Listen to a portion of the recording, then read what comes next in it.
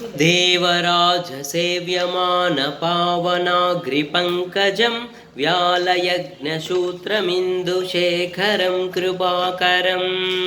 नारदादियोगिवृन्दवन्दितं दिगम्बरं काशिकापुरादिनाथकालभैरवं भजे भानुकोटिभास्वरं भवाब्धितारकं परं नीलकण्ठमीप्सितार्धदायकं त्रिलोचनं कालकालमम्बुजाक्षमक्षशूलमक्षरं काशिकापुरादिनाथकालभैरवं भजे शूलटङ्कपाशदण्डपाणिमादिकारणं श्यामकायमादिदेवमक्षरं निरामयं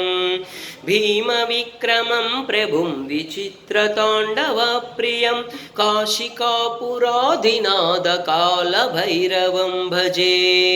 भुक्तिमुक्तिदायकं प्रशस्तचारुविग्रहं भक्तवत्सलं स्थितं समस्तलोकविग्रहं विनिक्मनन्मनोज्ञहेमकिङ्किनीलसत्कटिं काशिकापुरादिनाथकालभैरवं भजे धर्मसेतुपालकं त्वधर्ममार्गनाशकं कर्मपाशमोचकं सुशर्मदायकं विभुं